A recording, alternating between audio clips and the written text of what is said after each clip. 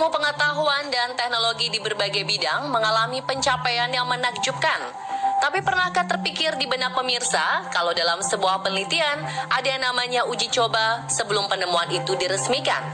Nah, terkadang demi mendapatkan apa yang diinginkan, tak sedikit ilmuwan yang mengorbankan manusia sebagai bahan uji coba, bahkan hingga meninggal. Dan berikut rangkuman eksperimen gila yang mengorbankan manusia versi on the spot.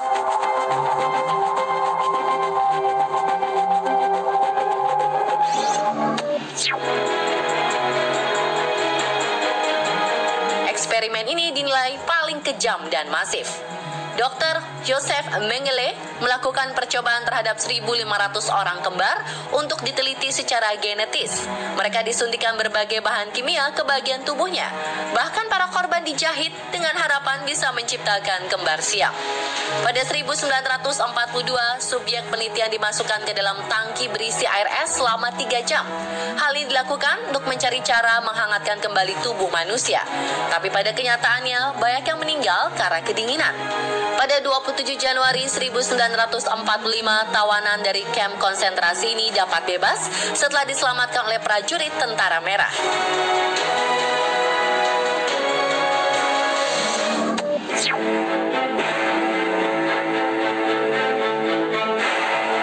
Eksperimen ini merupakan penelitian untuk mengetahui efek psikologis jika seseorang hidup di dalam tahanan. Penelitian dipimpin oleh seorang profesor psikologi, Philip Zimbardo. Zimbardo merekrut 24 orang yang benar-benar sehat secara fisik dan mental dan sama sekali tidak memiliki catatan kriminal untuk melakukan simulasi kehidupan di dalam penjara. Namun siapa sangka dalam penelitian ini para partisipan benar-benar beradaptasi dengan peran masing-masing. Mereka berperan menjadi sipir, mulai memiliki tendensi untuk bersikap sadis.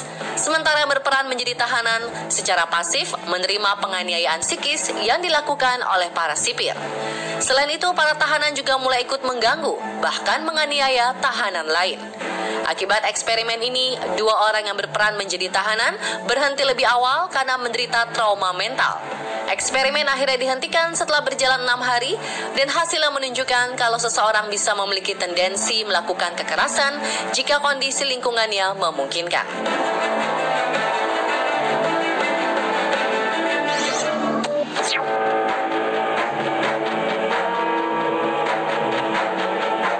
Eksperimen gila berikutnya dilakukan terhadap 22 anak yatim piatu di Davenport, Iowa pada tahun 1939. Penelitian yang dilakukan oleh Wendell Johnson bertujuan untuk mengetahui perbedaan psikologis antara anak yang diberikan sugesti positif dengan anak yang diberikan sugesti negatif.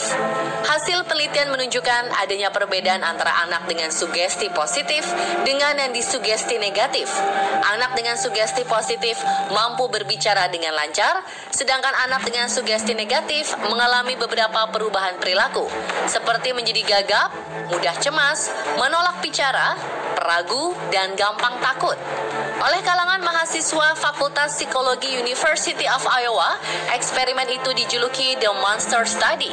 Setelah eksperimen yang tersembunyi itu menjadi rahasia umum, University of Iowa akhirnya secara terbuka meminta maaf atas studinya pada 2001 tersebut. Pada 17 Agustus 2007, anak yang menjadi kelinci percobaan diberi kompensasi uang senilai $925.000 Amerika atau sekitar 13,6 miliar rupiah oleh negara bagian Iowa.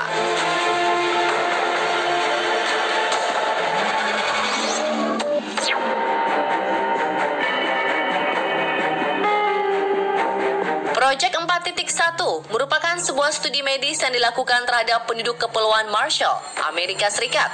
Studi dilakukan untuk mengetahui dampak radioaktif dari uji coba nuklir Bravo Castle Bravo atau BCB pada 1 Maret 1954. Pada dekade pertama pasca uji coba nuklir, dampak radioaktif ternyata tidak begitu berpengaruh kepada penduduk Kepulauan Marshall. Namun beberapa dekade pasca uji coba, dampak radioaktif mulai terlihat. Pada 1974, anak-anak mulai menderita kanker tiroid dan hampir sepertiga penduduk terpapar neoplasma atau pertumbuhan abnormal di berbagai bagian tubuh. Neoplasma sering disebut juga tumor jinak.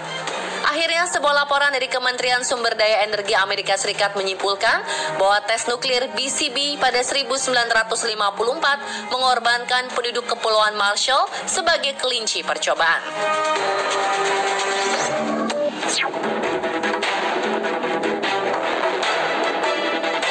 Negara adidaya Amerika Serikat ternyata pernah melakukan eksperimen ilegal pada manusia. Namun yang mencengangkan adalah institusi Central Intelligence Agency atau CIA yang melakukannya. Dipimpin oleh Dr. Sidney Gottlieb, proyek MK Ultra dimulai atas perintah Direktur CIA Alan Dulles Welch pada 13 April 1953 lalu. Proyek ini bertujuan untuk mengembangkan obat yang mampu mengendalikan pikiran. Percobaan pada manusia dimaksudkan untuk mengidentifikasi dan mengembangkan obat-obatan serta prosedur yang akan digunakan dalam interogasi dan penyiksaan. Selain itu, cara ini bisa dipakai untuk melemahkan individu dan memaksa subjek melakukan pengakuan melalui kontrol pikiran.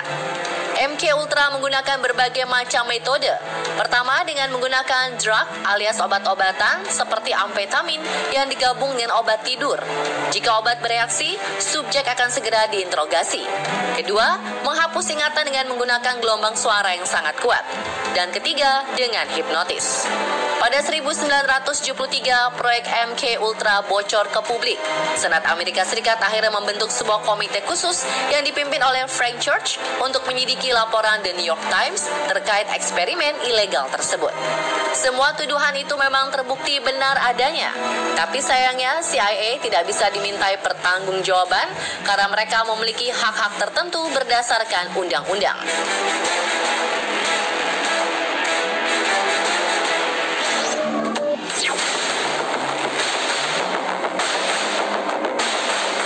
Setiap orang yang melakukan kejahatan atau mengancam pemerintahan di Korea Utara sudah pasti akan dikirim ke kamp penjara. Bukan hanya hukuman kurungan yang diterima, tapi juga siksaan dan kelaparan yang harus dirasakan para penghuni kamp Korea Utara. Menurut pengakuan mantan tahanan, sekitar 20 hingga 25% penghuni penjara meninggal setiap tahunnya. Hal ini terjadi karena penyiksaan yang dilakukan para tentara Korea Utara terhadap para narapidana. Tak sedikit para narapidana disiksa hanya untuk kesenangan para sipir penjara. Tidak hanya itu, kelaparan juga menyiksa para narapidana. Banyak di antara mereka memilih memakan tikus atau serangga untuk bisa bertahan hidup. Seperti biasa, pemerintah Korea Utara tidak mengakui adanya kamp seperti itu. Tapi menurut pihak Amnesty International, ada sekitar 200.000 orang di kamp-kamp ini dan banyak dari mereka ditahan karena kesalahan sepele, seperti menonton film di luar Korea Utara atau memeluk agama tertentu yang dilarang.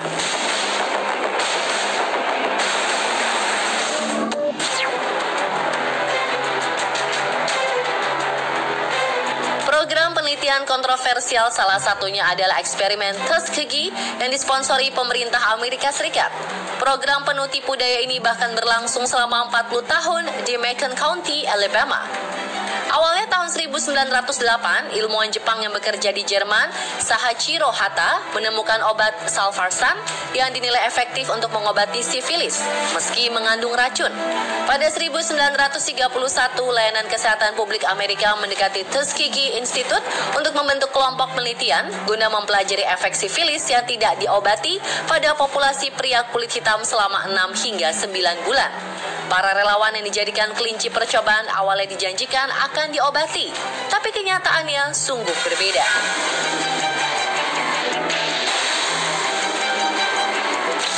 Mereka cenderung dibiarkan tanpa perawatan untuk dilihat perkembangan penyakitnya hingga meninggal. Sekitar 128 pria yang menjadi relawan akhirnya meninggal dunia, baik langsung karena sifilis atau komplikasi yang disebabkan penyakit tersebut. Berbagai eksperimen mengerikan pernah dilakukan dengan tujuan untuk mengembangkan teknologi dan pengetahuan. Tapi mirisnya, nyawa seseorang seakan tidak berharga. Nah pemirsa, itulah tadi rangkuman eksperimen gila terhadap manusia versi On The Spot. Buat pemirsa yang mau info unik, menarik, dan juga terupdate, saksikan terus On The Spot ya.